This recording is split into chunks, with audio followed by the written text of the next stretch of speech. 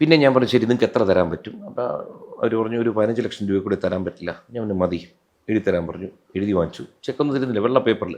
എന്നിട്ട് ഇവർ നാളെ കൊണ്ടുവരാമെന്ന് പറഞ്ഞ് പോകുന്നു. പോയി കഴിഞ്ഞ് രാത്രിയാണ് ഈ OC വിളിച്ച് ഭീഷണിപ്പെടുത്തുന്നത്. ഇനി പരാതി കൊടുത്ത് അങ്ങനെ 5 പൈസയും തരത്തില്ല, അങ്ങനെയാണ്. ഞാൻ വിളിച്ച് തിരിച്ച് നല്ല ഭാഷയിലും കൊടുത്തു.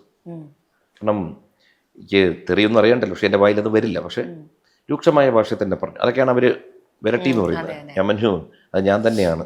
കാരണം എൻ്റെ മകളെ രാത്രി, എൻ്റെ മകളെന്നല്ല ഏതൊരു സ്ത്രീയെ രാത്രി ഒരു 10-15 മണിക്ക് ഒരുത്തം വിളിച്ച് സംസാരിച്ചാൽ അത് ത്രട്ടനിങ് കോൾ തന്നെയാണ്. അതിൽ യാതൊരു തർക്കവുമില്ല. മോള് കിടന്നുറങ്ങുന്നു, പരിചയമുള്ള ആൾ, പക്ഷെ നമുക്ക് ഇഷ്ടമല്ലാത്ത ഒരാൾ രാത്രി നമ്മുടെ ഫോണിൽ വിളിച്ചാൽ തന്നെ നമ്മുടെ നെഞ്ചിടിപ്പ് മാറും.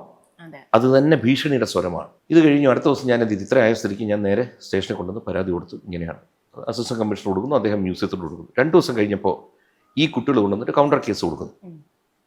2 കേസിൽ അന്വേഷണം വരും. കാരണം വെച്ച് കഴിഞ്ഞാൽ ഞാനൊരു കേസ് കൊടുക്കുന്നു, സ്വാഭാവിക ഒരു പെൺകുട്ടികളാണ്, അവരും പറയുന്നത് ഗുരുതരമായ കാര്യങ്ങളാണ്. കാരണം ഞാൻ അവരെ തട്ടിക്കൊണ്ടുപോയി, ഇന്നലത്തെ വകുപ്പിനകത്ത് ബലാത്സംഗ ശ്രമം അവർ എഴുതി വെച്ചിട്ടുണ്ട്.